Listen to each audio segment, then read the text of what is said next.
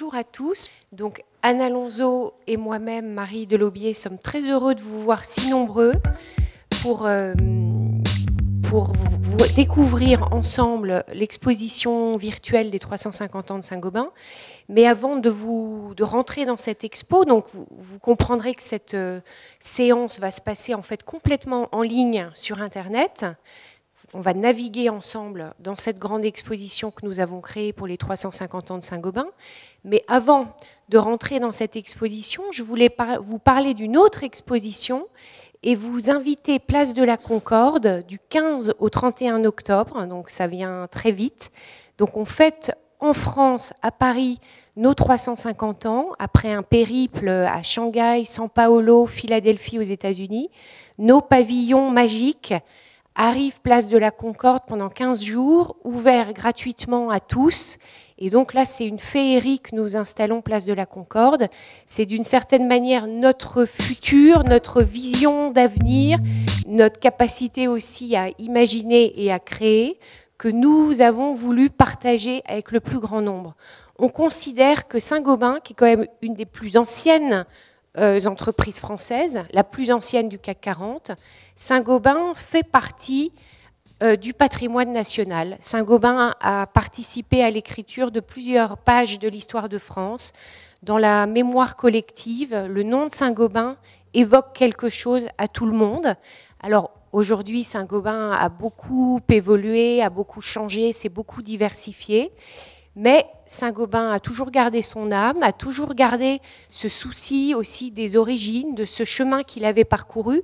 Et ce qui est assez remarquable aussi dans l'histoire de notre groupe, c'est que d'abord c'est une histoire qui n'a pas de discontinuité depuis 1665 et que contrairement à d'autres entreprises assez anciennes, eh bien 350 ans plus tard, il y a toujours le métier d'origine, ce verre, cette glace qui fait rêver, qui fait toujours rêver, qui habille encore les immeubles les plus modernes, les plus spectaculaires. Ce métier est toujours là, même s'il y en a beaucoup qui se sont ajoutés. Alors, ces pavillons éphémères, là, vous les découvrez derrière moi. Donc là, c'est une petite séquence qui a été tournée à Shanghai au mois de janvier dernier, première étape de ces pavillons. Donc, ce sont les mêmes pavillons à chaque fois qu'on a fait voyager, ce qui est une vraie prouesse à la fois technique et logistique. Et puis, vous voyez sur la gauche un autre pavillon qui a été une source d'inspiration pour nous dans ce projet, qui est le pavillon que Saint-Gobain avait réalisé à l'exposition internationale de 1937 à Paris, un pavillon qui était tout en verre. Tout était en verre, y compris le mobilier. Et notamment, on trouvait dans ce pavillon du verre sur lequel on pouvait marcher, des pavés de verre, et aussi des dalles de verre, parce que la trempe du verre venait d'être inventée dans les années 20. Ce verre donc qui est refroidi brutalement à la sortie du four et qui du coup a une résistance bien supérieure à celle d'une feuille de verre traditionnelle. Donc c'était aussi une prouesse technologique, mais il y avait cette dimension onirique, magique, qu'on a voulu retrouver dans ces pavillons de 2015. Alors là, qui se sont multipliés. On est parti d'un, aujourd'hui on en a 5. Et donc vous viendrez les découvrir. Et sachez que ces pavillons ont été entièrement construits avec des matériaux Saint-Gobain. Certains matériaux ont d'ailleurs été complètement détournés de leur usage.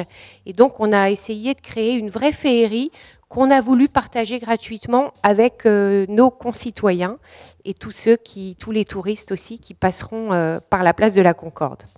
Voilà, on va maintenant rentrer dans le vif du sujet. Donc moi j'ai la charge à la fois du centre d'archives de Saint-Gobain qui se trouve à Blois. C'était aussi pour une des raisons pour lesquelles cette année nous sommes très présents au rendez-vous de l'histoire dans le cadre de nos 350 ans. Et donc dans cette équipe d'archivistes de Blois, vous avez Anne Alonso qui a été la pilote, la commissaire de cette exposition, qui a vraiment dirigé la petite équipe qui a construit cette exposition avec moi pendant 18 mois. Et donc, on a voulu faire cette exposition en ligne parce qu'on s'est dit que c'était le meilleur moyen, là aussi, de partager l'histoire de Saint-Gobain. Et donc, on a construit ce site que vous allez voir, qui est en 5 langues, qui est riche de plus de 700 documents. Et il nous a semblé que aussi le fait d'avoir un site internet allait pouvoir permettent de mieux faire connaître notre fonds audiovisuel. On a un fonds audiovisuel très important dans notre centre d'archives de Blois, et donc il y a plus de 170 séquences audiovisuelles dans ce site, qui a été répertorié par l'Éducation nationale, qui a vu aussi la dimension pédagogique, et vous allez le voir, c'est un site qui est très didactique, qui permet de comprendre plein de facettes de Saint-Gobain, et c'est aussi un site qui est collaboratif. Il s'enrichit tous les jours, parce que vous voyez en haut à droite, vous avez une plateforme collaborative dans laquelle les internautes peuvent mettre en ligne des documents, des témoignages, des souvenirs sur Saint-Gobain. Donc aujourd'hui, on en a plus de 700, je crois, 708 très exactement, depuis la mise en ligne en février. Et ça montre bien aussi que l'histoire de Saint-Gobain, elle n'appartient pas à la compagnie de Saint-Gobain, elle appartient à tous ceux qui, de près ou de loin, de l'intérieur comme de l'extérieur, nos clients, nos actionnaires, nos partenaires, ont permis aussi de construire cette histoire. Alors, quand vous arrivez sur la page d'accueil, donc saintgobain350ans.com, vous voyez donc différents univers, différentes portes d'entrée. On ne sait même pas très bien combien d'heures il faut pour visiter intégralement l'exposition. On pense, Anne et moi, que c'est autour d'une dizaine d'heures. Mais donc, on n'a pas encore rencontré beaucoup de gens qui peuvent prétendre avoir vu l'exposition intégralement. Ce n'est pas forcément le but d'ailleurs. Le but, c'est quand même de comprendre qu'il y a différentes portes d'entrée, différents thèmes, et surtout qu'on peut y revenir. C'est l'intérêt d'un site internet, c'est que c'est des visites à l'infini et on peut sortir par la porte et revenir par la fenêtre. Alors, une fois que vous arrivez là, vous pouvez être un petit peu impressionné et vous dire mais quelle porte est-ce que je vais choisir? Donc peut-être la plus simple dans un premier temps, c'est une chronologie en 22 dates, ou Saint-Gobain pour les nuls un petit peu, qu'a fait Saint-Gobain depuis 350 ans, des dates clés, des moments charnières de notre histoire, les grandes évolutions, aussi les grands moments de l'histoire de France ou de l'histoire mondiale. Donc tout ça, vous pouvez le retrouver assez simplement. Alors on commence... Évidemment, vous le savez, en 1665, et on commence par un document fondateur qui est conservé dans notre centre d'archives de Blois, les lettres patentes signées de la main de Louis XIV, créant la manufacture royale des glaces de miroirs. Alors là, juste une petite précision technique que moi-même j'ai découverte il y a 3 ans quand j'ai rejoint ce groupe, ce mot glace qui est très ambigu en français, parce que quand on dit glace, on pense miroir. La glace, pour les verriers, ce n'est pas encore tout à fait le miroir. La glace, c'est ce verre épais, régulier, parfait du point de vue optique, sans défaut, très transparent, qui va servir ensuite de support au miroitier pour fabriquer les miroirs.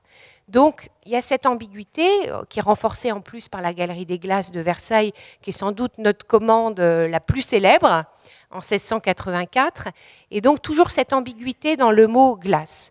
Donc effectivement, cette manufacture a été créée de par la volonté royale pour contrer les Vénitiens qui étaient à l'époque les maîtres de la glace et qui inondaient l'Europe de leurs produits, un produit de luxe. Donc c'est aussi assez intéressant de voir que Saint-Gobain a été créée, en fait cette manufacture était une sorte de LVMH du XVIIe siècle, une manufacture créée pour un produit de luxe.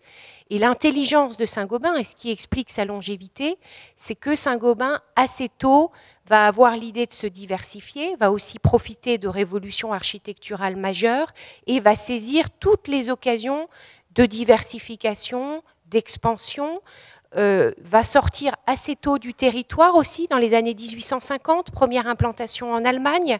Et donc, Saint-Gobain est un peu à l'affût de toutes les occasions qui vont se présenter. Alors aussi, dans l'histoire d'une entreprise aussi ancienne, on voit bien sûr des échecs ou des tentatives dans des secteurs qui ne seront pas si prometteurs qu'on le croyait.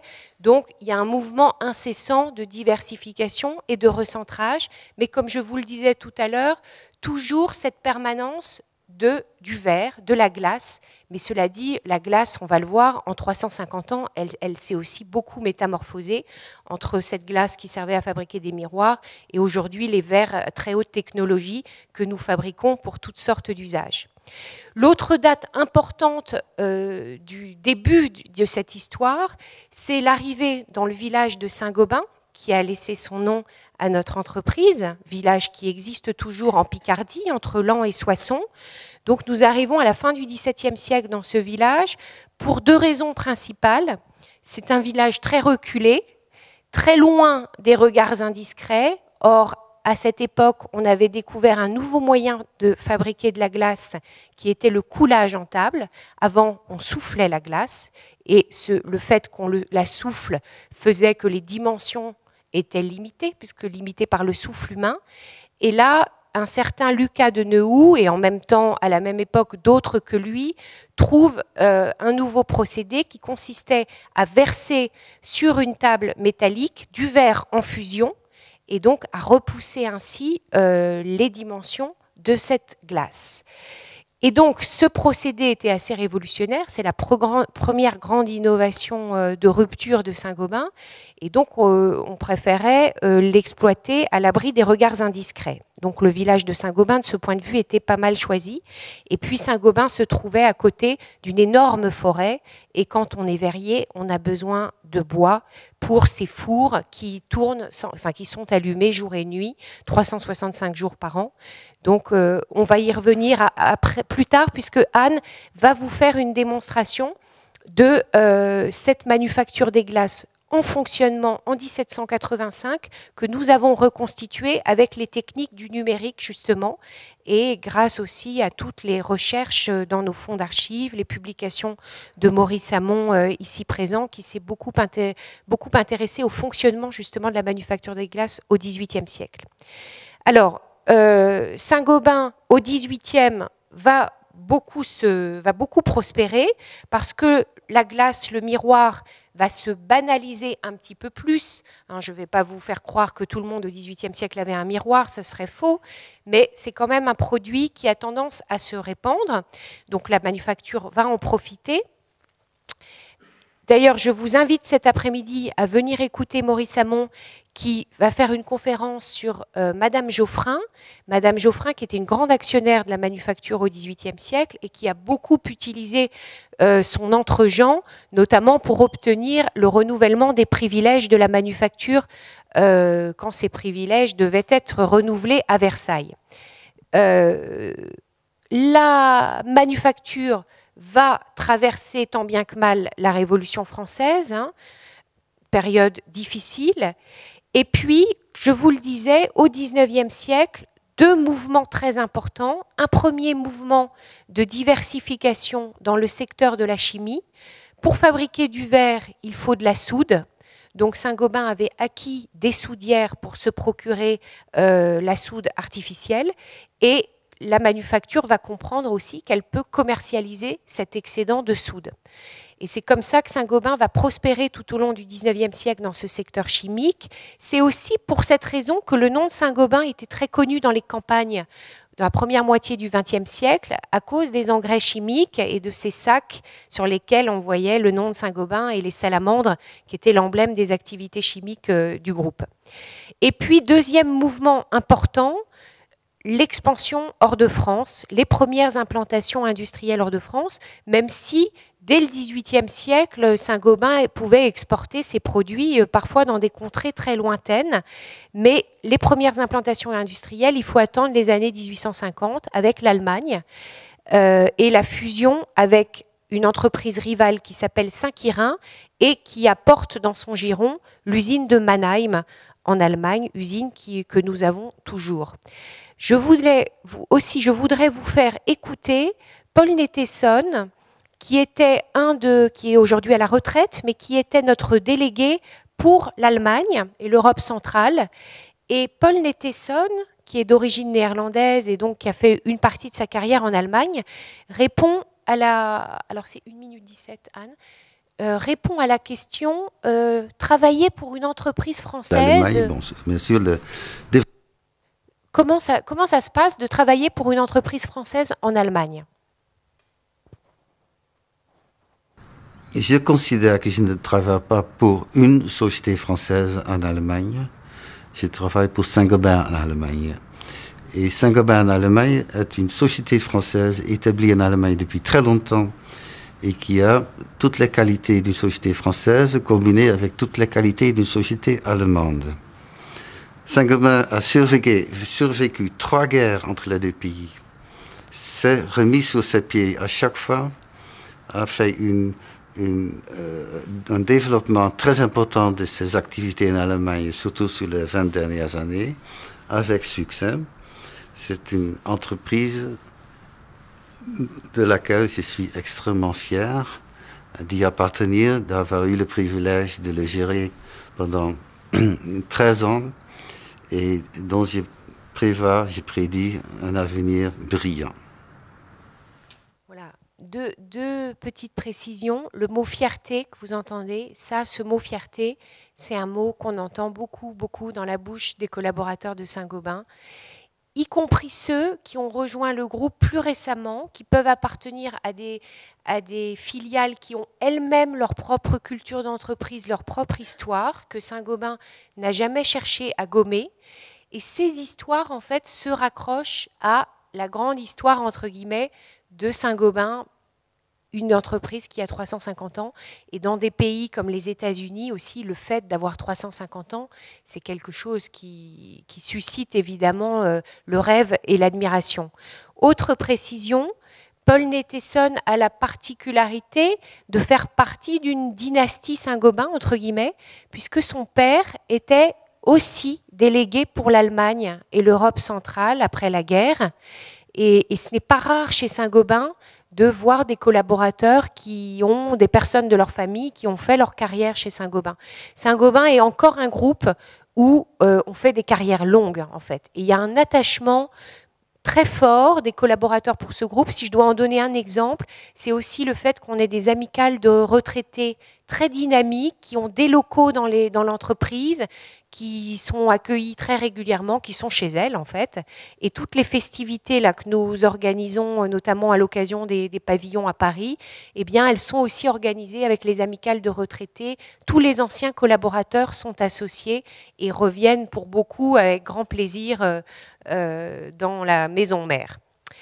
Si j'avance rapidement dans le temps pour qu'on puisse voir un petit peu aussi d'autres parties de l'exposition, on va aller regarder un petit peu l'univers grande réalisation. Donc là, dans cet univers, on a fait une sélection. Il a bien fallu choisir, hein, parce qu'on a tellement de réalisations pendant 350 ans.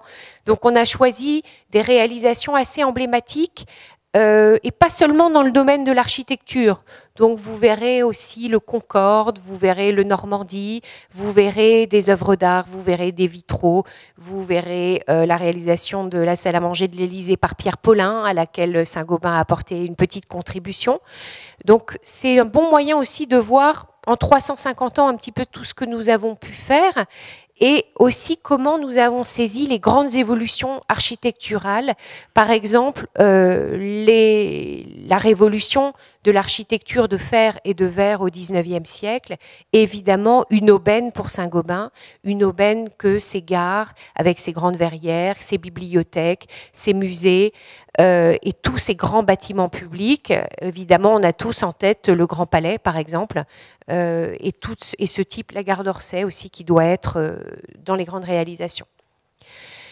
Saint-Gobain va survivre à la Première Guerre mondiale. Hein. L'usine de Saint-Gobain en Picardie va être d'ailleurs sévèrement bombardée.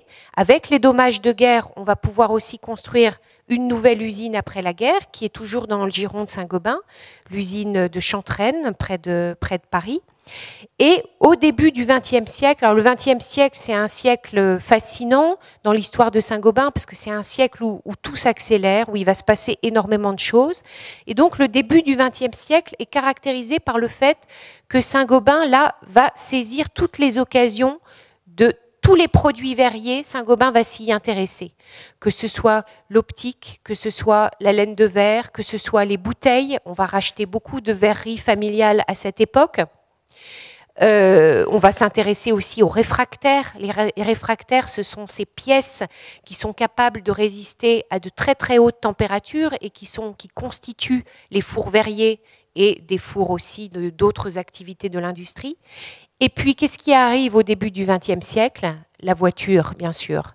Et là, Saint-Gobain va tout de suite saisir ce marché extraordinaire qui va s'ouvrir, avec notamment 2 produits, le verre feuilleté, le verre triplex et le verre trempé, le verre Sécurite, une marque que vous connaissez bien, qui existe toujours.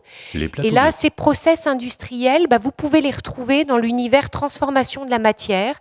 On a créé 7 petits dessins animés dans lesquels on montre comment on fabrique dans nos usines des pare-brises automobiles, de la laine de verre, des plaques de plâtre, des tuyaux de fonte, parce qu'on fait tout ça chez Saint-Gobain aujourd'hui. Donc vous voyez aujourd'hui, pas seulement du verre, mais un portefeuille de produits extrêmement diversifiés qui sont, dont le dénominateur commun est vraiment l'habitat. Aujourd'hui, Saint-Gobain se définit comme un leader de l'habitat et de l'habitat durable, économie d'énergie, des produits qui permettent d'économiser l'énergie. Vous pourrez aussi voir dans cet univers comment la recherche a évolué chez Saint-Gobain, comment la recherche qui pendant très longtemps se déroulait en fait dans l'usine, de manière parfois un petit peu empirique, avec le directeur de l'usine, ses contremaîtres, qui pouvaient essayer un petit peu de bidouiller pour voir comment améliorer les compositions, comment améliorer les fours, comment améliorer les procédés. Eh bien, cette recherche va se professionnaliser au début du XXe siècle, avec des laboratoires vraiment entièrement dédiés à la recherche et au développement. Et dans la galerie de portraits, qui est un des univers de l'exposition, vous pourrez écouter par exemple Yvan Péchès, qui était le directeur de la recherche et du développement après la Seconde Guerre mondiale. Et écoutez, Yvan Péchès l'a parlé dans les années 60 de l'avenir qu'il voit pour le verre. Le verre est utilisé, encore utilisé, pour ses propriétés les plus immédiates, je dirais les plus vulgaires. Sa transparence, son aptitude à être soufflé, c'est-à-dire à former des corps creux. Or, depuis à peine une décennie, les savants se sont penchés sur cet état de la matière qui est assez extraordinaire, l'état vitreux, et ont fait parler tout son comportement électronique. Lorsque l'on voit maintenant des verres qui, par suite de l'intervention de ces propriétés ultra fines, sont capables d'émettre des rayons laser quand ils sont dopés au néodyme, sont capables de transmettre des éléments d'information qu'aucune bande magnétique ne pourrait transmettre, lorsque le verre devient thermoluminescent, électroluminescent, eh bien tout cela est en train de bâtir quelque chose, une industrie que nous ne connaissons peut-être point encore, mais qui utilisera une des propriétés les plus fines de la matière, les propriétés électroniques que supporte le verre, plus que tout autre produit. Il serait naturel, mais probablement prétentieux de la part d'un verrier, de prétendre que son matériau est le matériau qu'a choisi la nature pour donner une suprématie par ce monde minéral qu'il représente sur le monde fugace qu'est la matière organique, mais au fond, j'y crois. Il avait raison d'y croire et Yvan Péchès, d'une certaine manière, annonçait nos verres électrochromes d'aujourd'hui, donc des verres qui s'obscurcissent tout seuls en fonction de l'intensité lumineuse, ou notre verre Privalite, qui est un verre qui est traversé d'un courant électrique. Et donc, quand vous appuyez sur l'interrupteur, le verre qui était transparent devient opaque. Un verre qui est notamment utilisé dans des open space de bureaux et qui est très spectaculaire. Dans l'histoire récente de Saint-Gobain, il y a une date qui est fondamentale, et si vous devez en retenir deux, retenez 1665 et 1970. 1970, c'est le mariage de Saint-Gobain avec Pont-à-Mousson, un mariage complètement improbable, avec entre deux entreprises qui n'avaient rien en commun, pas du tout la même histoire, pas du tout le même style de management, pas du tout les mêmes produits. Pont-à-Mousson, donc, qui fabriquait des tuyaux de fonte en Lorraine, qui était une entreprise qui avait une centaine d'années à l'époque. Et comment ce mariage arrive-t-il ? Eh bien, en fait, il y a en 1968-69 une tentative d'OPA sur Saint-Gobain. C'est la première grande OPA de l'économie française. Donc, une tentative d'OPA de Ribou, BSN, sur Saint-Gobain. Ribou va essayer de prendre le contrôle de Saint-Gobain. cette OPE pour être exact, va être repoussée, non sans douleur. Saint-Gobain va sortir de cette OPA un peu exsangue sur le plan financier. Et Ribou dit de manière très drôle, dans une séquence télévisée bien après cette histoire, il dit « Alors j'ai tenté de prendre le contrôle de Saint-Gobain, je me suis complètement ratatiné, ça a été la chance de ma vie ». Puisque c'est comme ça que BSN est devenu Danone. Ribou, après cet échec, s'est dit « Mais qu'est-ce que je pourrais faire ?» Il s'est dit « Mais je vais... dans mes flacons, je vais mettre quelque chose. » Et c'est comme ça qu'il a eu l'idée de se lancer dans l'agroalimentaire. Donc l'histoire, finalement, s'est bien terminée, et pour Saint-Gobain et pour Ribou.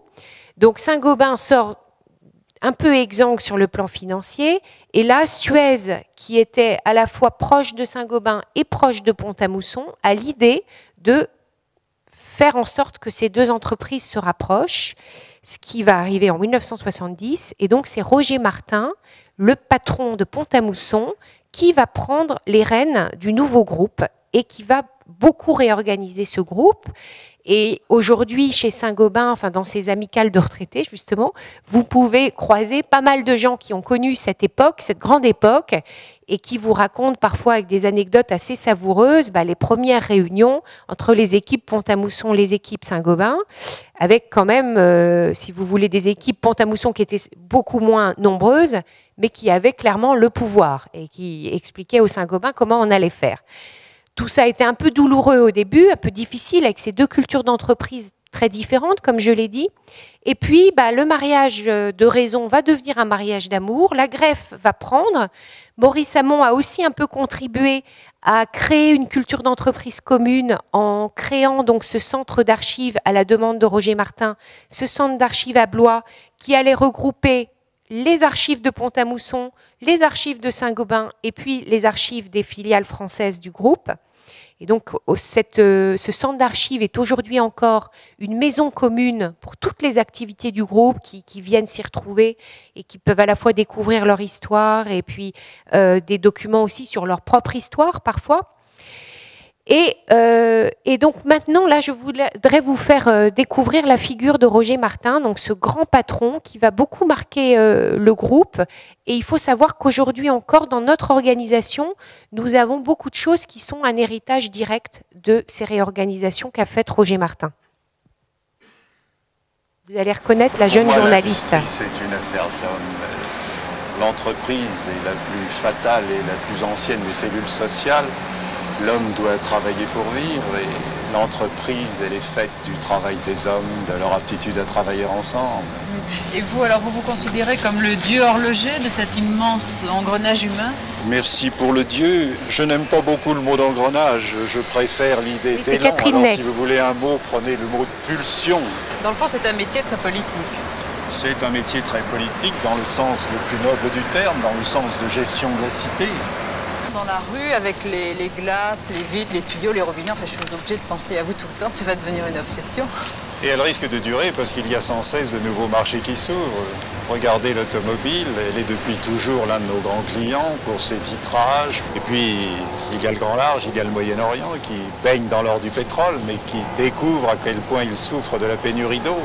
Alors ce sont des marchés pour nos tuyaux, pour nos usines de désalinisation. Alors le Moyen-Orient qui baigne dans l'or du pétrole, justement, Roger Martin, il va devoir faire face au choc pétrolier, période quand même difficile pour Saint-Gobain comme pour tous les industriels. Et puis il y a une chose que Roger Martin redoutait par-dessus tout, c'était être nationalisé. Or, c'était annoncé dans le programme commun des élections de 78. Et donc, Roger Martin, sentant venir cette nationalisation, va passer les rênes à Roger Fourroux. Alors ça, c'est aussi une caractéristique des modes de management et de la façon dont est géré Saint-Gobain. C'est que depuis Roger Martin, et même avant d'ailleurs, le président de Saint-Gobain choisit son successeur. Il a un vivier de talents. Il va en choisir un. D'ailleurs, souvent, les autres qui sont les malchanceux, qui ne sont pas retenus, quelquefois, ils vont aller faire de très, très belles carrières dans d'autres entreprises. Ils vont aussi un peu exporter ces modes de fonctionnement Saint-Gobain, cet esprit Saint-Gobain. Et donc Roger Martin va choisir Roger Fourroux, qui avait fait sa carrière, une grande partie de sa carrière à Pont-à-Mousson. Il va lui laisser, il va laisser Roger Fourroux assurer cette période délicate de la nationalisation, qui a été assez donc fugitive, 82-86, qui n'a pas eu que des inconvénients, parce que cette période, elle a permis aussi à Saint-Gobain de se retirer du secteur informatique, notamment dans lequel on s'était aventuré de manière un peu hasardeuse, et donc on s'en est retiré à temps. Et donc là, vous allez voir une séquence, Roger Fourroux qui accueille François Mitterrand au Miroir à la Défense en 1982. Ceux qui y étaient s'en souviennent encore, parce que ça a été un grand moment de la vie des Miroirs. Je vois Maurice Hamon qui rigole au dernier rang, parce qu'il n'y était pas, lui en l'occurrence. Et François Mitterrand vient au Miroir pour en fait la création d'une entité qui s'appelle Saint-Gobain Développement, qui existe toujours, qui était une entité qui avait été créée, et là Saint-Gobain était assez pionnier, pour faire face aux restructurations très lourdes, parce que là, cette période des années 80 est quand même une période de crise et une période où Saint-Gobain a dû beaucoup restructurer. Et donc, Saint-Gobain Développement a été créé pour accompagner tous les salariés qui étaient touchés par ces restructurations. Soit leur retrouver un poste ailleurs, dans une autre usine, dans une autre activité, soit leur permettre de retrouver un emploi dans le tissu local des PME. Donc beaucoup de conventions passées avec les collectivités locales et les PME, soit encore les accompagner financièrement pour un projet professionnel autre. Et donc je vous laisse découvrir le début du discours de Roger Fourroux. Monsieur le Président de la République, c'est pour Saint-Gobain un très grand honneur de recevoir votre visite au Miroir. J'ai conscience d'être ici devant vous, moins un hôte qu'un témoin. Un témoin de l'action exemplaire pour l'emploi réalisée avec notre aide par les 105 chefs d'entreprise qui vous accueillent dans cette salle. Les accords qu'ils ont passés avec Saint-Gobain Développement au cours des derniers 18 mois assurent en effet la création échelonnée de 3000 postes de travail nouveaux dans l'ensemble des régions françaises. Sur ce total, 1000 emplois sont déjà effectifs aujourd'hui, 1850 le seront à la fin de cette année. Le reste suivra pour l'essentiel en 1985, sans préjudice bien entendu des nouvelles conventions qui viendront sans nul doute grossir ces chiffres. Nous avons réappris la valeur de l'action régionale. Société internationale presque depuis ses origines il y a 3 siècles, maintenant société nationale, société parisienne aussi par tradition et par nécessité, Saint-Gobain risquait d'oublier son enracinement provincial, pourtant inscrit dans son patrimoine villageois. Saint-Gobain est d'abord un village de Picardie. Après la nationalisation, la privatisation, 86, et là, Roger Fourroux dit « Bon, moi j'ai assuré la nationalisation, il faut que je passe le témoin pour cette privatisation ». Et donc il choisit Jean-Louis Beffa, aussi une grande partie de sa carrière à Pont-à-Mousson, qui lui va donc assurer cette privatisation qui va être un immense succès dans le public, et en particulier, plus de 1 600 000 personnes vont prendre des actions Saint-Gobain.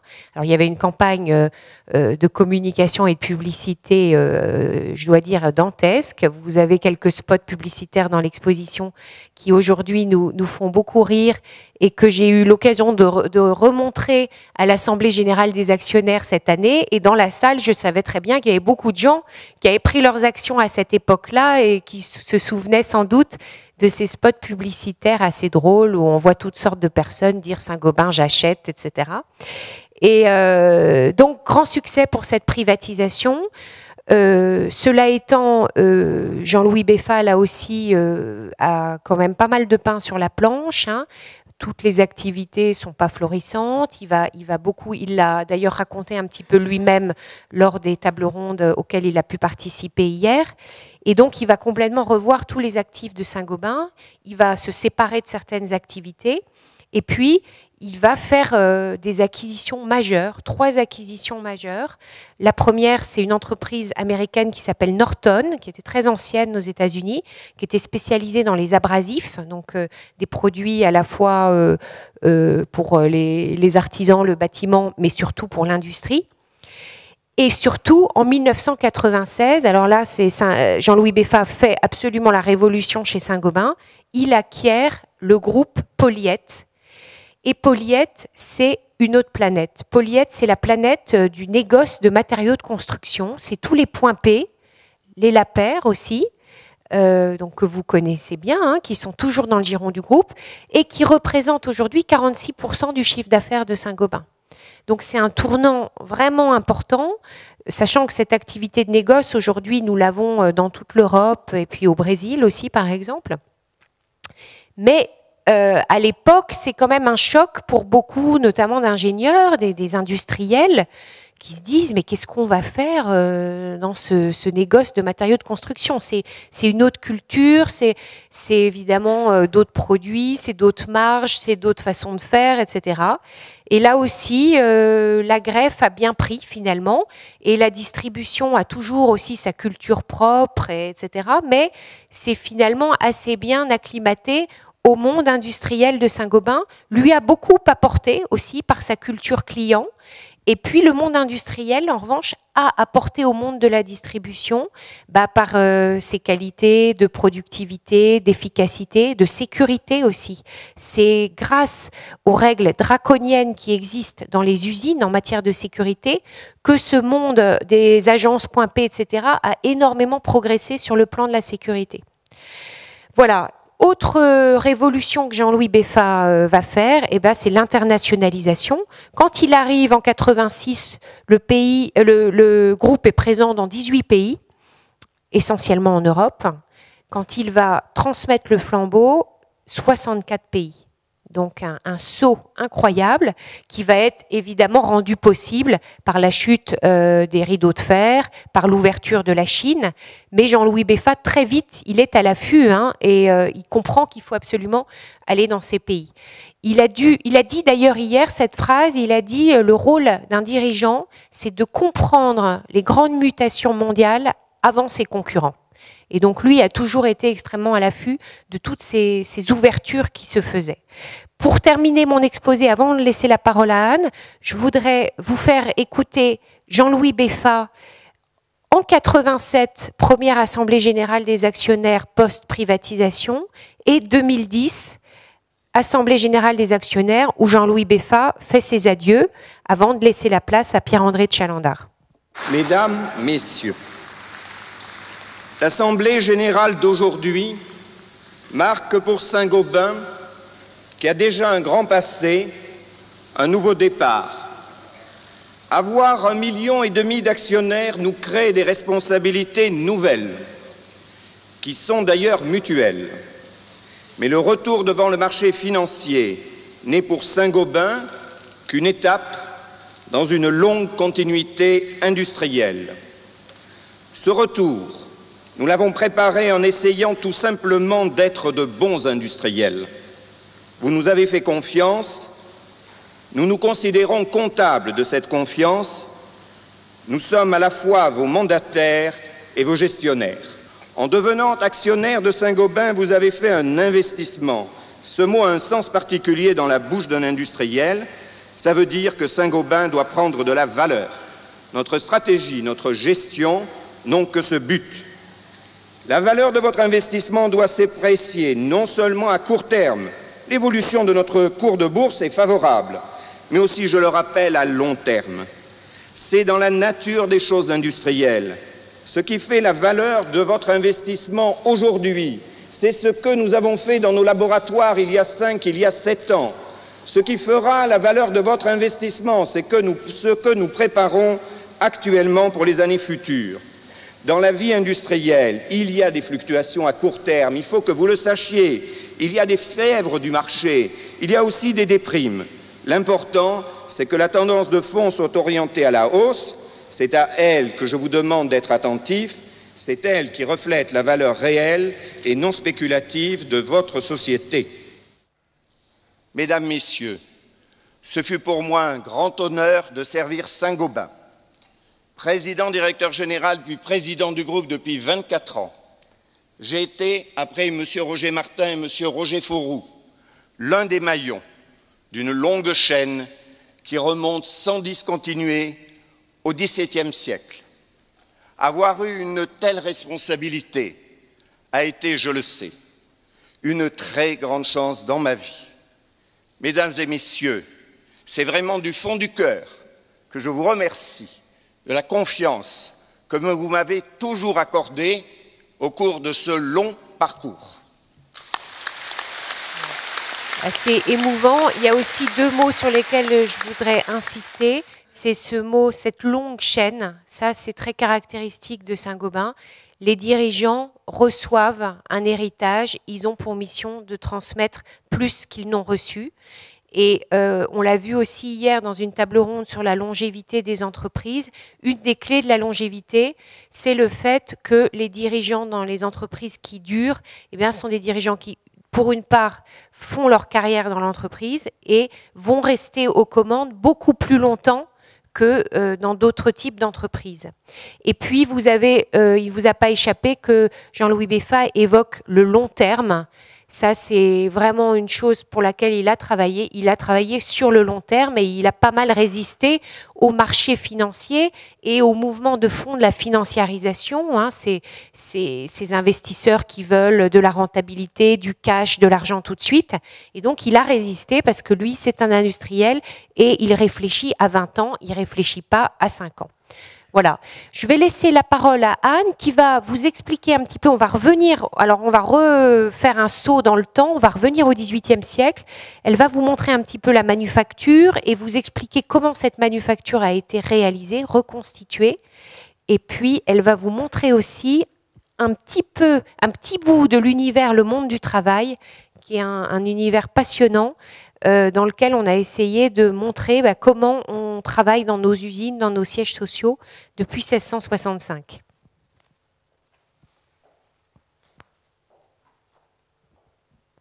Merci.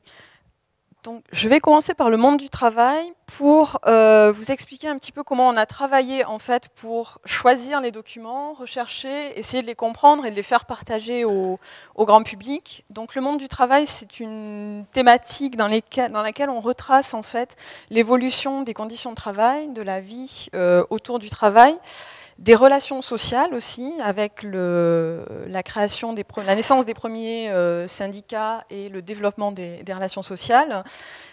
Voilà. Et donc, cet univers en 5 parties, comme toutes les parties de l'exposition, en fait, mêle de multiples supports, des archives papier, des vidéos, des photos, pour mettre en valeur les fonds que nous conservons à Blois, au centre des archives de Saint-Gobain. Il faut savoir en fait que sur les plus de 700 documents que vous trouvez dans l'exposition, 90% sont issus des archives de Saint-Gobain à Blois. Notamment, le travail sur l'audiovisuel a été possible en fait grâce à l'effort de numérisation des films, des près de 4000 films aujourd'hui que nous conservons. J'en profite pour saluer le patron du service audiovisuel de Saint-Gobain qui a fait beaucoup pour enrichir ce fonds et nous aider à le mettre en ligne, à le faire partager largement. Pour cela, je vous montrerai simplement une petite séquence qui est issue d'un documentaire qui a été tourné en 1970 et commandité par Saint-Gobain, mais qui n'a rien en fait d'un film de communication. C'est Jeannie Carbois, qui était l'une des fondatrices de Télérama, qui faisait des documentaires à l'époque, et qui est allée interviewer en fait les ouvriers, les délégués syndicaux dans les usines, et leur demander quel était leur sentiment sur leurs conditions de travail, sur le climat social notamment. Donc là, évidemment, il y a du positif, il y a du négatif, il y a un peu de tout. Ça a créé un électrochoc en interne pour en fait, amener des évolutions dans les relations sociales et dans les contrats de travail. Voilà, donc voici l'exemple d'un délégué d'une usine de bouteilles dans le nord de la France. Vous êtes délégué syndical? Oui. C'est dur les discussions avec la direction? Moi aussi, oui. Comment ça se termine en général, quand vous voulez vraiment obtenir quelque chose? Par une grève, c'est tout. Par l'action, par l'action des travailleurs, autrement c'est pas possible. Et à chaque palier qu'on a fait, on a descendu à 46 heures, on a fait descendu à 44, descendu à 42, toujours par des actions qu'on a menées. Mais jamais arrivé pour une discussion, avoir quelque chose. Ou alors des minimes, quoi. Vous n'avez pas bien confiance dans les discussions? Pas vraiment. Vous pensez que pour obtenir quelque chose, il faut aller jusqu'au bout? Ah oui. Parce que maintenant, c'est toujours été comme ça, au moins que ça change. Puisque vous êtes délégué syndical, qu'est-ce que vous pensez du climat ici, du climat social entre la direction et les ouvriers? Oh, il n'est pas très mauvais. Hein. Non, si vous posez bien, au moins au point de vue licenciement, au point de vue, on arrange pas mal de gens. Hein. Même la direction, hein. Ce sujet-là, on n'a pas à se plaindre. On n'est pas souvent licencié ici. Oh, très rare, ou alors une faute très grave, mais autrement, c'est rare. Donc c'est un documentaire qui s'appelle Travail en usine. Les mêmes réalisateurs en ont fait un autre, 2 ans plus tard, qui s'appelle Être cadre, et qu'on montre également, voilà, dans la même partie, qui montre par exemple le siège social à Neuilly, et on se demande dans les années 70, au moment où émerge la figure du cadre dans le management, qu'est-ce que ça veut dire qu'être cadre dans une entreprise où domine en fait la figure de l'ingénieur. Quand vous inscrivez votre profession sur une carte d'identité, qu'est-ce que vous mettez? Ingénieur, c'est tellement plus simple. C'est une catégorie finalement, oui. On ne peut pas écrire cadre, ça ne veut rien dire. J'écris toujours ingénieur. Le terme d'ingénieur commercial est souvent appliqué à ces fonctions. On ne peut pas se qualifier de cadre, pour moi ça ne veut rien dire. Vous pouvez tourner la difficulté, parce que vous pouvez tourner la difficulté en disant ingénieur, puisque ingénieur, bon, ça fait très bien pour le titre. Un jour, on a décidé d'être un cadre d'entreprise. Bon, c'est vraiment l'homme sans visage, quoi. On est vraiment quelqu'un de très neutre, on passe. Ingénieur. Ce titre semble exercer une certaine fascination sur les cadres, au moins dans l'industrie. Les ingénieurs, les vrais, ceux qui commandent aux machines et aux hommes, ont-ils plus que les cadres de bureaux ou de sièges sociaux le sentiment d'être responsables, de décider, de produire? Voilà pour ce bref parcours dans l'univers du monde du travail. Je vais parler plus longuement du travail que nous avons fait sur la reconstitution en 3D de la manufacture de Saint-Gobain à la veille de la Révolution française. Là, c'est un travail tout à fait différent, puisque vous ne verrez dans cette partie-là aucun document, uniquement de la reconstitution en 3D. Ça a été l'une des parties les plus longues et les plus difficiles, mais aussi les plus passionnantes du travail pendant 1 an et demi, puisqu'il a fallu repartir des sources d'archives que nous conservons également à Blois. Nous avons la chance d'avoir un fonds très riche pour le XVIIIe siècle. Nous avons notamment travaillé à partir des mémoires du directeur de l'époque. Alors, je vais vous montrer très rapidement, voilà, quelques images de l'évolution du projet. Vous avez son portrait en haut à droite, en profil, Pierre Delaunay-Deslandes, qui a écrit des mémoires à la fin de sa vie, où il explique tout son travail, tous les travaux qu'il a effectués à la manufacture des glaces de Saint-Gobain entre 1758 et 1789. Et qui sont donc extrêmement détaillés, qui ont été la base de la reconstitution.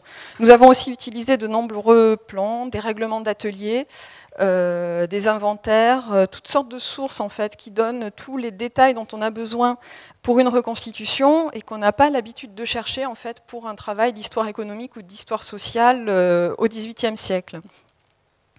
Donc à partir de ces sources, nous avons reconstitué l'univers de la manufacture. D'abord le site lui-même, ce qui était assez complexe, puisque c'était un site très vaste et qui était en fait très encombré de bâtiments très divers, et un site aussi, on était sur un château médiéval, donc on n'est absolument pas dans un terrain plat, mais plein d'accidents. On a par exemple une carrière, vous voyez la photo du site actuel, où on trouve toujours la carrière dont l'exploitation s'est arrêtée au XVIIIe siècle. On s'est beaucoup aussi servi de dessins qui ont pu être faits au XVIIIe siècle pour essayer de reconstituer notamment la hauteur des bâtiments et le type de bâtiment. On a pour cela en fait croisé à la fois les relevés de l'IGN d'aujourd'hui avec les plans dont on disposait, et notamment celui-ci en 1800, donc qui est extrêmement détaillé sur la disposition des bâtiments, pour arriver donc à ce modèle. Et c'est dans ce modèle qu'on se promène dans la manufacture en 3D. Voilà pour quelques détails pour certains bâtiments. Donc ceux qui sont toujours debout, on a réalisé des relevés sur place, pour arriver à la modélisation finale à droite. Ceux qui n'existent plus, comme les halles de coulage, qui ont disparu depuis le XIXe siècle, là on s'est servi uniquement de documents figurés, donc de plans, et notamment aussi de l'encyclopédie à gauche qui représentait donc la manufacture des glaces, une manufacture concurrente mais inspirée de Saint-Gobain. Voilà, donc dans ce modèle, on a reconstitué 12 scènes qui racontent les différentes étapes de la fabrication d'une glace. Donc pour cela, on a tourné les 12 scènes en studio sur fond vert qui ont été réincrustées dans le décor en 3D.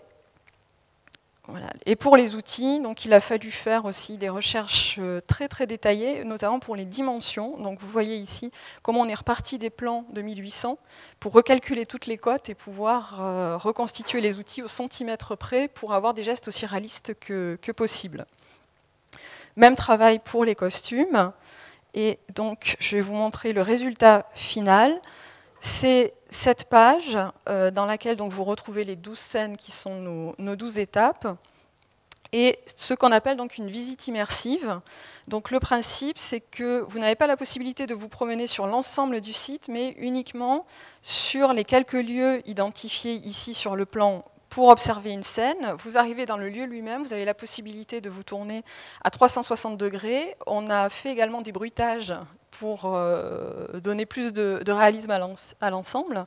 Et ensuite, vous pouvez donc visionner des vidéos pour voir ce qui se passait dans ces ateliers. Voilà, donc je vais vous donner par exemple l'exemple d'une halle de coulage pour assister au coulage de la glace tel qu'il se faisait à l'époque. Dans la pénombre et le silence, troublé par le seul grondement du four, le verre en fusion se transforme en glace.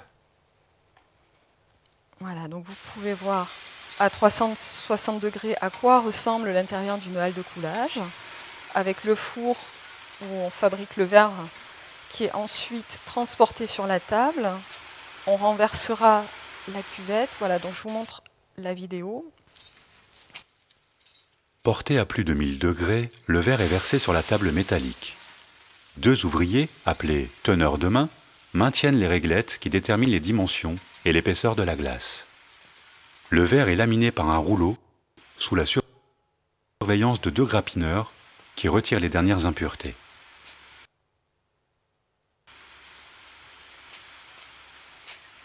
La glace est ensuite poussée dans un four à recuire, la carquaise.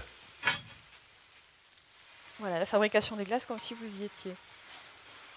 Et donc là, nous avons fait un tour rapide de presque toute l'exposition et ces 10 univers différents. Je pense qu'on peut peut-être passer aux questions à la salle, comme l'heure avance. Que cette expo, elle est aussi reliée à un petit livre que vous pouvez retrouver sur le stand de Saint-Gobain au Salon du Livre. Donc on a un petit livre, un portrait de Saint-Gobain en fait, plus qu'un livre d'histoire, un portrait qui mêle passé, présent, futur, et dans lequel il y a des flashcodes, et certains flashcodes renvoient à des vidéos dans l'exposition. Et puis, pendant que vous allez pouvoir réfléchir ou poser vos questions, je fais défiler la galerie des innovations dans l'habitat. Donc, on a reconstitué 7 habitats du XVIIIe siècle à 2065. On a vu un peu plus loin. Et on montre un peu comment Saint-Gobain a accompagné ces révolutions techniques et architecturales avec des nouveaux produits, des innovations, des nouveaux procédés, etc. Voilà. Donc là, vous voyez la galerie défiler et vous pouvez ensuite zoomer sur l'habitat qui vous intéresse et aller découvrir des publicités, des process, etc. Voilà, donc la parole est à vous maintenant.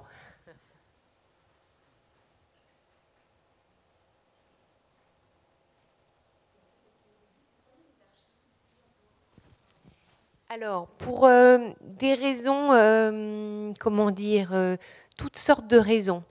Une de ces raisons, c'est qu'on avait le château de Ménard, qui appartenait à Saint-Gobain, qu'on a vendu dans les années 80, donc il se trouvait pas très loin de Blois. Et par ailleurs, donc dans ce château de Ménard, il y avait quelques archives de Saint-Gobain. Et il y avait aussi le château d'Ars, en Indre-et-Loire, qui lui abritait une partie des archives de Pont-à-Mousson. Donc il y a cette raison géographique. Il y a aussi le fait que le premier directeur de Saint-Gobain Archives faisait partie du conseil municipal de Blois et que Blois était attractif par ses terrains, etc. Et donc on est dans les premiers à s'être installés à l'entrée de Blois, là, dans cette zone de la vallée Maillard que vous connaissez, j'imagine, bien pour ceux qui habitent Blois.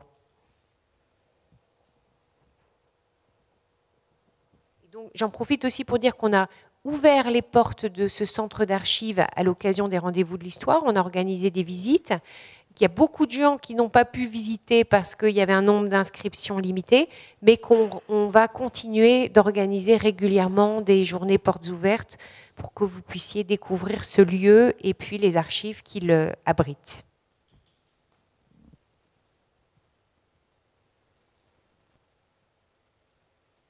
Écoutez, alors s'il n'y a pas de questions, maintenant ruez-vous sur vos ordinateurs et saint-gobain350ans.com, puisqu'on vous a montré, je pense, 1/100 de l'exposition. Voilà. Merci beaucoup de votre attention.